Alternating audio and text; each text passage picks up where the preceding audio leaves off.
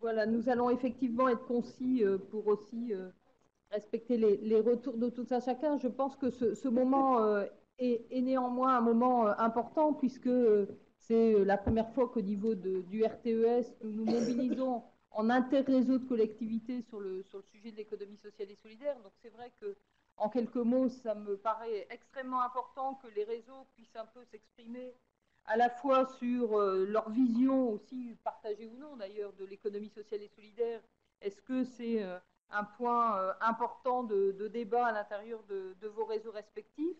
Est-ce qu'il y a un certain nombre de chantiers que vous souhaiteriez éventuellement présenter, même dans les grandes lignes, ou des chantiers à venir, et peut-être nous dire un peu quelles perspectives, ou est-ce que vous avez envie de continuer à travailler? Enfin, moi j'ai envie de dire oui. Je trouve que ce premier temps d'échange aujourd'hui montre qu'on peut essayer de construire éventuellement pour l'année à venir aussi des temps d'échange entre nous, parce que, comme on l'a dit un peu ce matin, on crée du national en réseau, et je pense que faire de l'interréseau, c'est aussi un élément qui me paraît extrêmement important. Donc, est-ce que l'un d'entre vous souhaite commencer? Abderrahmane.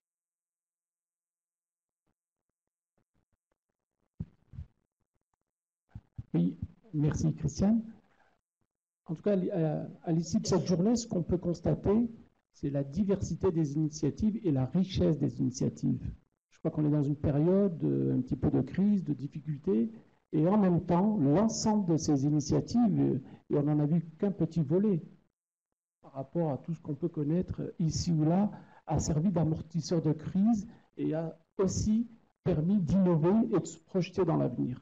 Et on est convaincu que notamment, comme 80% de la population habite aujourd'hui dans les territoires urbains en particulier, qu'il y a là des défis formidables à relever. Et que l'ensemble des questionnements et des initiatives prises dans le champ de l'économie sociale et solidaire ont permis, mais pas suffisamment, de corriger les politiques publiques. Moi, je fais toujours le parallèle entre l'économie sociale et solidaire et les questions liées à la politique de la ville. Ça fait 30 ans qu'on fait de la politique de la ville, et en même temps, il est passé beaucoup de choses très intéressantes, mais la politique de la ville et le regard de la politique de la ville n'a pas suffisamment changé les politiques structurelles qui font qu'aujourd'hui, dans l'éducation, dans l'habitat et dans d'autres domaines, il y a encore beaucoup de gens exclus. Et la pauvreté s'étant, hélas, bien installée dans tous nos territoires, qu'ils soient urbains ou ruraux. Et donc, dans le cadre de ces défis, les territoires ont un regard pertinent. Et donc, ce qu'on peut dire à l'État, et en tout cas au prochain gouvernement, c'est à partir d'un diagnostic de territoire, de s'appuyer sur la diversité de ces territoires. Et qu'on attend d'un État et d'un gouvernement de mettre du cadre et d'être incitateur et d'être facilitateur de ces initiatives. Et donc, j'ai entendu ici ou là la question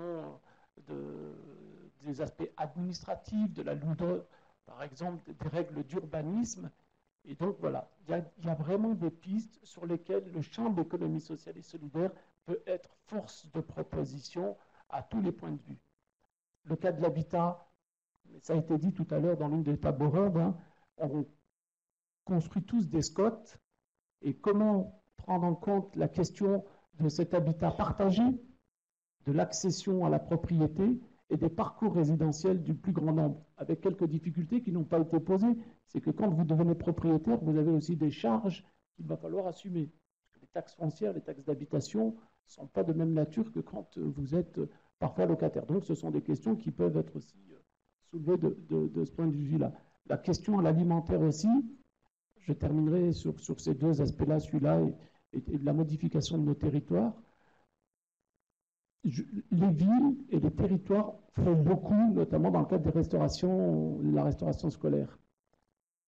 Il serait aussi utile qu'on se pose les mêmes questions avec l'ensemble des associations caritatives. Jamais notre pays et jamais les associations n'avaient servi autant de repas. Autant de repas. Et donc, comment là aussi, les personnes modestes qui ont été cabossées par la vie peuvent aussi accéder au bien manger, au bio aussi. Donc, c'est des vrais défis. Moi, je pense qu'il y a un certain nombre de questions sur lesquelles les territoires, les villes et les agglomérations, en tout cas les grandes villes et les grandes agglomérations, peuvent aussi contribuer à l'échelle nationale par des initiatives locales à être un vrai partenaire de l'État. Et donc là, je crois qu'à partir de l'ensemble des initiatives et des réseaux, je crois que, Christiane, cette initiative-là de mettre l'ensemble des réseaux, hein, les départements, les régions, les collectivités locales, ça doit nous apprendre aussi à travailler ensemble. Ça se fait de plus en plus entre régions, départements, agglomérations, communes.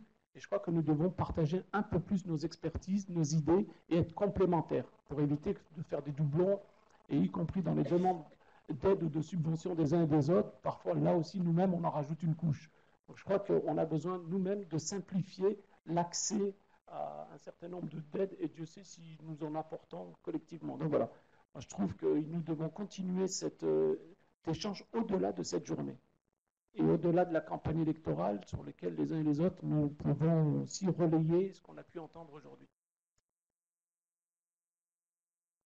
Oui, alors Corinne Bord, Région Île-de-France, et puis là au nom de l'ARF, alors vous dire un peu les éléments de discussion que nous avons en commission. Nous nous réunissons tous les 2 mois à peu près pour échanger nos points de vue et nos expériences.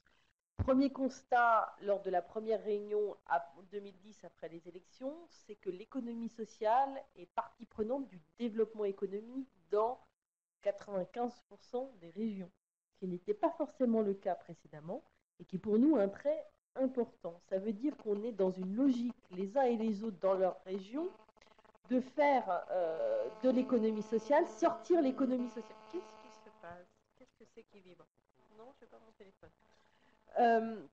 De faire sortir l'économie sociale de la foultitude des micro-initiatives pour les pousser vers un système différent et structurant en termes économiques, parce qu'on est vraiment, et certains plus que d'autres, parce que certains ont mené leur réflexion dans les régions, vers la construction ce que certains appellent la transition écologique, la conversion écologique et sociale, un autre modèle de développement. On est vraiment dans la recherche de quelque chose qui nous mène, au-delà simplement d'un moteur de croissance par l'économie capitaliste, vers la prise en compte du développement, c'était replacer l'humain et l'habitant au cœur de la démarche. Donc on est vraiment, toutes régions confondues, dans cette démarche-là, dans cette prise d'initiative-là, au travers de tous nos outils. Alors les régions, ce sont des collectivités, on fait des schémas. Alors on fait des schémas de développement économique, on fait des schémas d'innovation, on fait des schémas de tourisme, on fait tout un tas de réflexions stratégiques. Et il faut que l'économie sociale soit dans tous ces schémas, partie prenante de tous ces schémas économiques, innovation, innovation sociale, tourisme, tourisme social, on n'en parle pas assez, mais c'est aussi ça.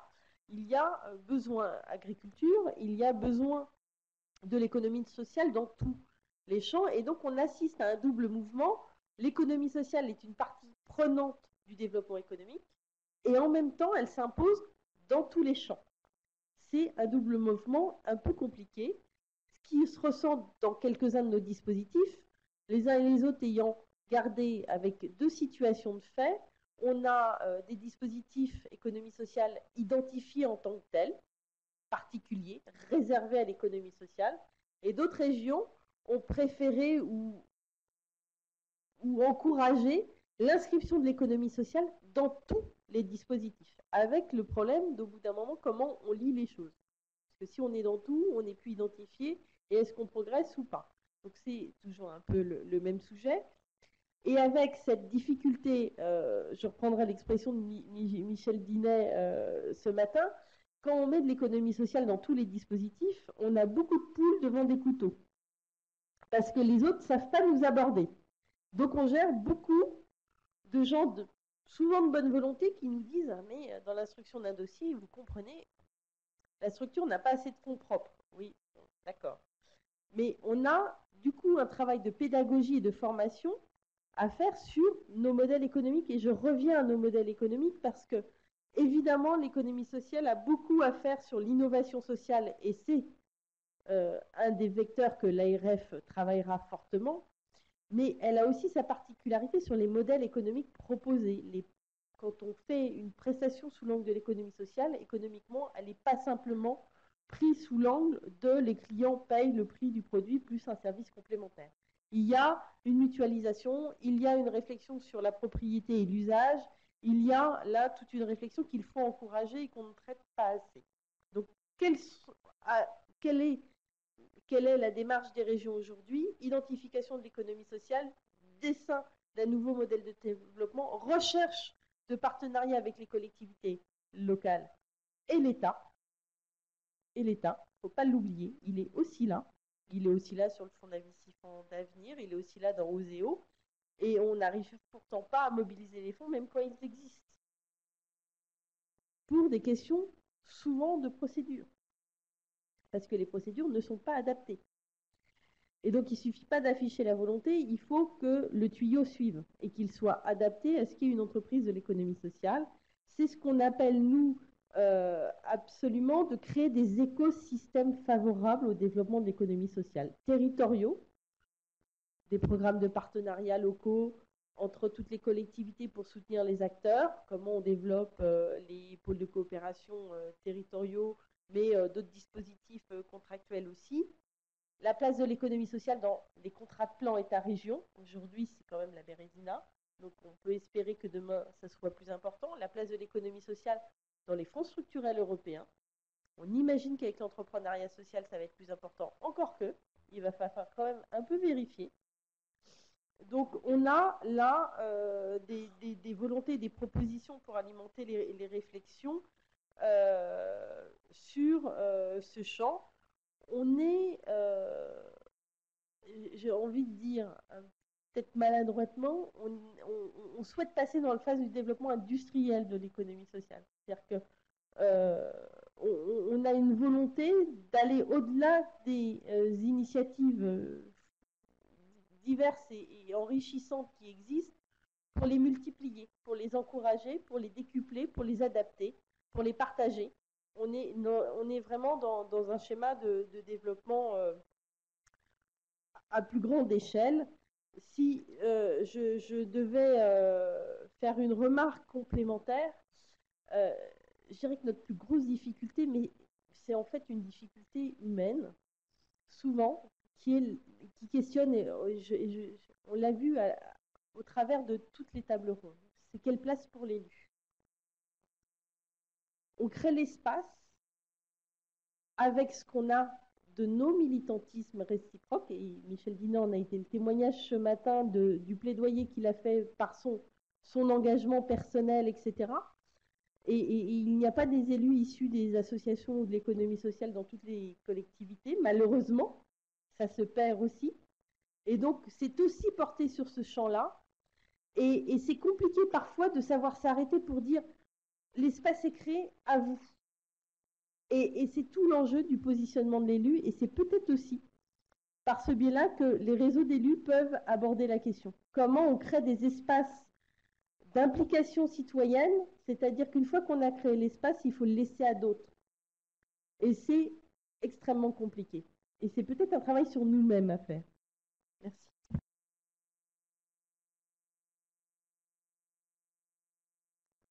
Oui, bonjour.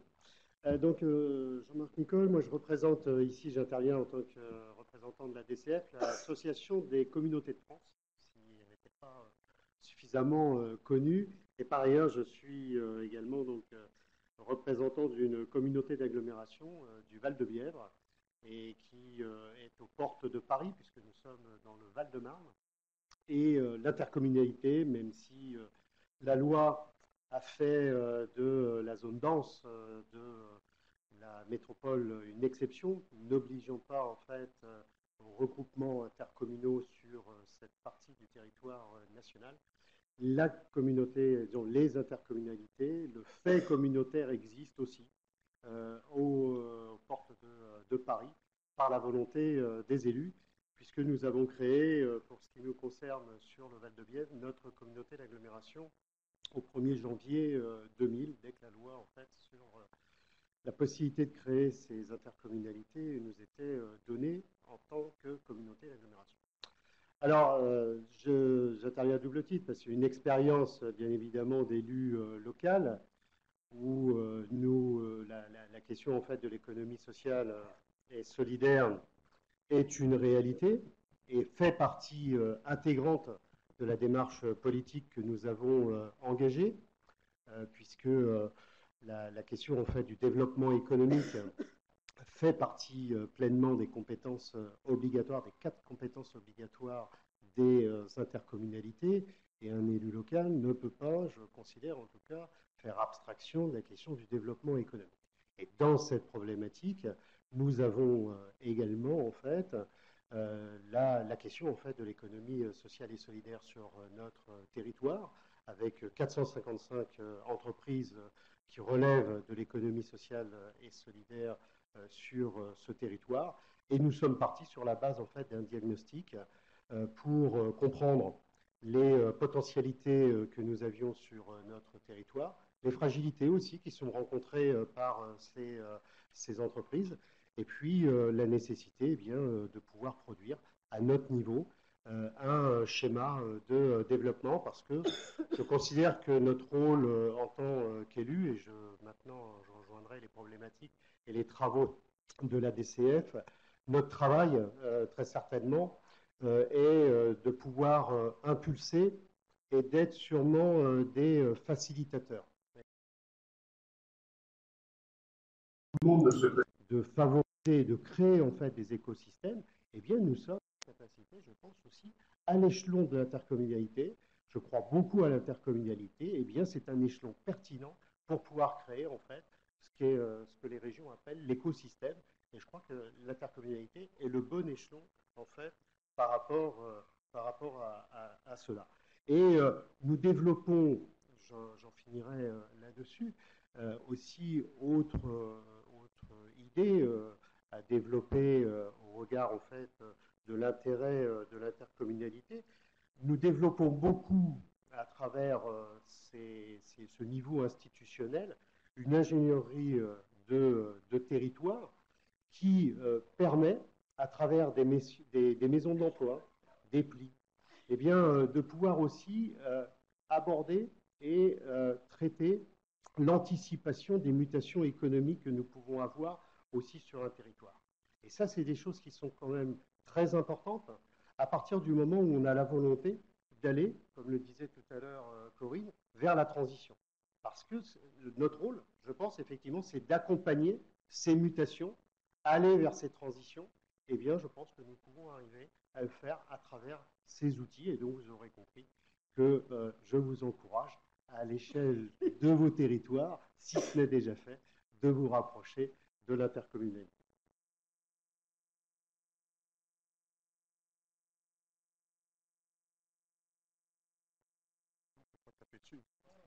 Je vais essayer de ne pas redire ce que j'ai déjà dit, mais essayer de le synthétiser en le croisant avec quelques autres éléments engrangés aujourd'hui, puisque c'est évident que la rencontre inter-réseau est absolument nécessaire. Si je dis cela par précaution, c'est parce qu'il était prévu que je participe à la table ronde, et c'était Claudie Le Breton qui devait participer à ces conclusions, et un empêchement de dernière minute lui a demandé d'assumer aussi, m'a demandé d'assumer cette partie-là.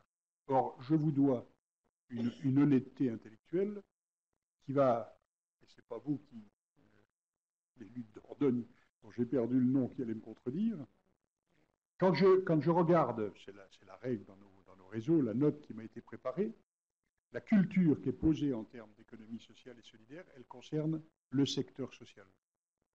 Et elle ne dit pas la question du territoire, et elle ne dit pas le champ du développement plus général, plus global, dont la partie économique qu'on a posée tout à l'heure.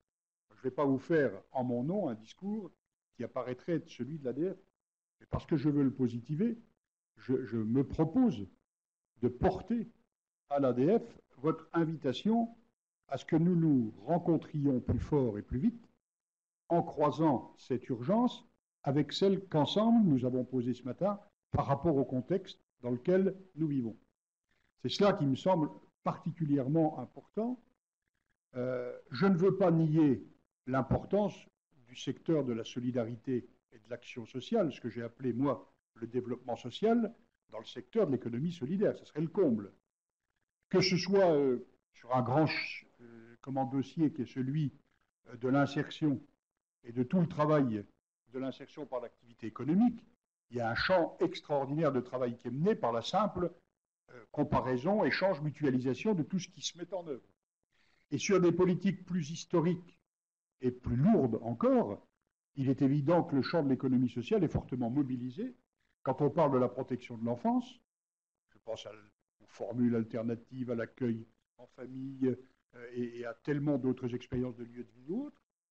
Mais il y a aussi le secteur de l'aide à la personne sur lequel on a quand même encore un sacré boulot à mener pour se positionner sur l'idée d'une marchandisation du service. Où est, moi je pense plutôt où, c'est en tout cas celui que nous avons décidé de soutenir, c'est celui qui permet, en faisant confiance à des réseaux associatifs, de structurer des carrières, des plans de carrière, de la formation, de la qualité d'intervention auprès des personnes. Et dans ce domaine, le champ est encore immense en création d'activités et en développement de ces activités. La plus grosse entreprise créée dans le département de Meurthe-et-Moselle ces dernières années, c'est celle du service et d'intervention à domicile. Donc ce regard croisé sur ce volet-là est important, mais peut-être aussi pour qu'on soit en mesure de le réinvestir sur d'autres champs que ceux qu'ensemble nous avons qualifiés du développement économique et du développement humain, dans cette conception du développement économique dans lequel l'économie sociale et solidaire est un des éléments. Parce qu'elle croise d'autres champs possibles de développement, nécessitant qu'on se réapproprie tout un outillage qui est intéressant par son efficacité, mais aussi par son sens. Quand on crée une SCOP pour reprendre une entreprise en difficulté, ou que l'on met une SCOP en place pour développer un créneau, il n'y a pas qu'un bon outillage, il y a aussi une histoire de la relation du travail dans l'entreprise et de l'engagement de ceux qui travaillent, qui est d'une nature totalement différente de ce que l'on vit aujourd'hui dans un certain nombre d'entreprises. Et je ne veux pas les opposer, mais en tout cas celles qui, sur la base d'un homme, une voix et un projet commun, posent l'idée que le travail, c'est aussi une aventure collective au service, bien sûr, d'une productivité et d'une richesse de services ou de production de marchandises, mais c'est aussi peut-être l'idée de se réapproprier un regard et une relation au travail qui donne un peu et beaucoup plus de valeur à la personne que ça n'est le cas aujourd'hui. Donc ces choses-là doivent être réappropriées. La capacité, non pas effectivement à considérer que nous avons des ennemis ou des adversaires, mais à rediscuter avec le secteur bancaire, avec le secteur coopératif, avec le secteur mutuel, d'abord nous permettra peut-être de redécouvrir une histoire qu'on aurait tort de ne pas relire, parce qu'elle ne s'est pas créée sur des raisons strictement utilitaires, mais elle s'est créée sur des questions utilitaires, mais aussi des questions de fond et des questions de sens quant à l'organisation de la société. Or, je le redis, et je le redirai à l'intérieur de l'ADF, c'est parce que nous sommes dans une situation difficile au plan financier et difficile au plan moral que nous sommes en mesure d'inventer pour nos collectivités respectives et ce travail respectueux du rôle de chacun, mais en même temps ce regard sur les mots, sur ce que nous faisons, sur les pratiques que nous conduisons, parce que nous ne nous faisons aucune illusion, la relation de l'opinion publique aux politiques, elle a touché très fort le niveau central des responsabilités nationales, mais elle commence à atteindre très fort les autres niveaux de responsabilité. Et moi je pense profondément que l'une des réponses à cette question-là, c'est l'intelligence et la capacité d'élus au suffrage universel de considérer que leur pouvoir n'est pas remis en cause en tant que tel s'ils ont l'intelligence de proposer des espaces d'engagement et d'initiative pour leurs concitoyens. Et que c'est cette recherche de l'équilibre que moi j'appelle la troisième phase de la décentralisation. C'est sûr que j'aspire à ce qu'une loi très vite, dans quelques mois, casse cette imbécilité du conseiller territorial. Donc il y aura besoin d'un texte. Je vous donne mon point de vue. Vous vous en doutiez, je pense. Mais par contre, sur le reste, je souhaite la construction d'une troisième phase, d'une vraie deuxième phase de décentralisation, donc je l'appelle la troisième, qui se construise par le bas. C'est-à-dire par l'idée qu'on crée des espaces pour que s'organisent les citoyens sur des projets qui les concernent, sur des réseaux qui les concernent, et redonnent du tonus à ces vies associatives, ces mises en réseau, l'éducation populaire, et c'est celle-là qu'il faut qu'on permette d'écrire. Et si on considère que c'est uniquement le député qui, sur une proposition du président de la République et du Premier ministre, doit mettre en place cette phase 2 tout seul, on se trompera.